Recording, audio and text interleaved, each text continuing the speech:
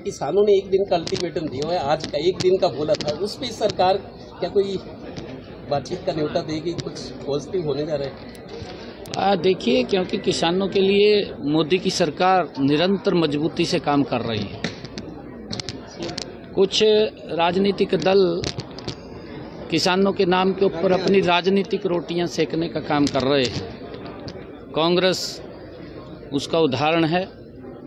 वो राजनीतिक रोटियां तो सेकते हैं, परंतु उनके हित के लिए उन्होंने कोई काम नहीं किया।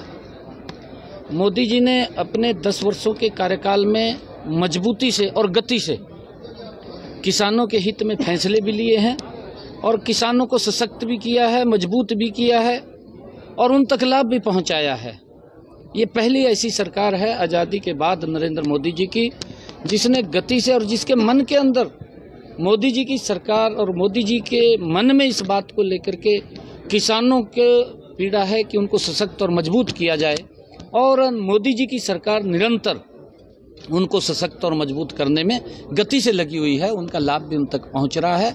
हमारी जो हरियाणा की डबल इंजन की सरकार है, हम अगर हरियाणा के अंदर बात करें, हमने पिछले दिनों में 14 अन्य फसलें किसान की MSP पर खरीदी थी और हमने अब कहा है कि किसान की 100% फसल हम MSP पर खरीदेंगे। किसान को कहीं कोई भी घाटा, चाहे सब्जी का किसान है, अगर उसको भी कोई घाटा होता है तो उसको भी भावांतर भरपाई देने का काम ये हमारी सरकार कर रही है। और सरकार की सोच है कि किसान को सशक्त और मजबूत किया जाए और उसको लेकर के हमारी सरकार मजबूती से लगी हुई है। सीएम साहब, LIC की बीमा सखी योजना के अलावा भी कोई PM साहब कोई घोषणा कर सकते हैं हरियाणा के लिए अलग से?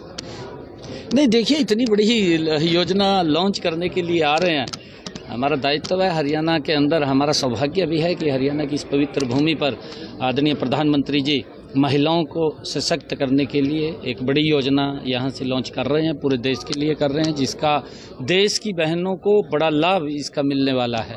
रोजगार का साधन उनका खड़ा होने वाला है और उसको लेकर के हमारे लिए बड़े गर्व की बात है। इतनी बड़ी योजना दे रहे हैं, इससे बड़ा और क्या होगा हमारे लिए।